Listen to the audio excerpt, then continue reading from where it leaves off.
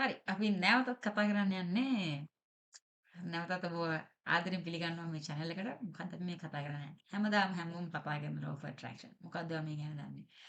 අ මේක බොහොම අත්‍යවශ්‍ය දෙයක්. තමන්ගේ ජීවිතවලට ඇතුළත් කරගන්න.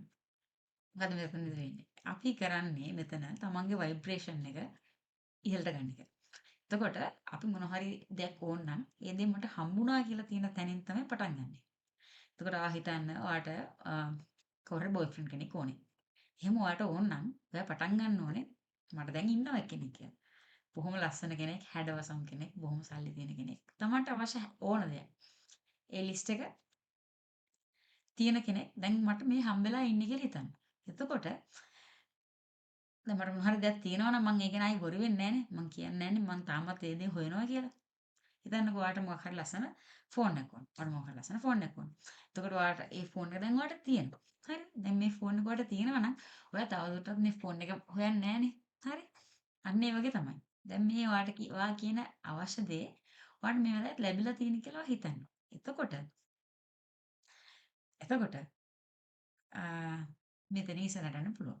දැන් අපි මේකට තව උදාහරණයක් ගත්තොත් අපි හිතමු පළවෙනි දේ තමයි තමන් කැමති කෙනෙක් ආදරවන්ත තමන් කැමති කෙනෙක් තමන්ට ඕන නම් මේ කියන කෙනා මට දැන් හම්බෙලා ඉන්නේ.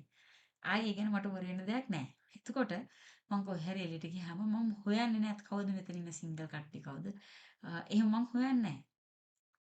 අවශ්‍ය කෙනා හම්බෙලා ඉන්නේ. මට මේ යුනිවර්ස් එක විසින් ලැබිලා තියෙන්නේ.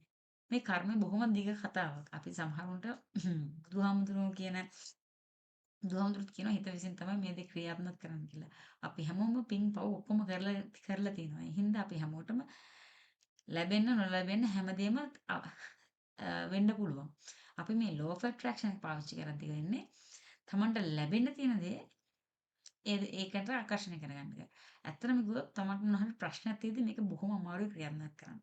ඇත්තටම මේ ප්‍රශ්නයක් තියෙද්දි ඒක අනිත් පැත්තට වැඩ කරන්න ගන්නවා. ඊට වඩා හොඳයි ප්‍රශ්නයක් තියෙන වෙලාවට මුකුත් නොකර ඉන්න එක. නමුත් තමන්ට තමන්ගේ ජීවිතය ඉස්සරහට යන්න ඕන නම් ඒ වෙනුවෙන් මහන්සි වෙනකොට මහන්සි වීමත් එක්ක තමන්ගේ එනර්ජි එක යොදන ගමන් මේ දේ දැන් ඇත්තටම වෙලා තියෙන මට මේ යුනිවර්ස් එක විසින් ලොකු ආශිර්වාදයක් ලැබෙනවා.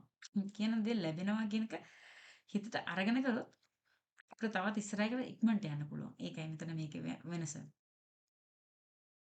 හරිම සතුටින් ඔයා වැඩ කරගෙන යන්න. හරිම ඔක්කොම කියලා එතකොට තමයි මේක හරියන්නේ.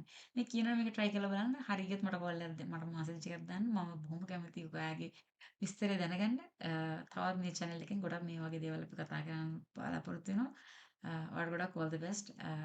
ඇත්තටම මට හරියන්න කියලා ප්‍රාර්ථනා කරනවා.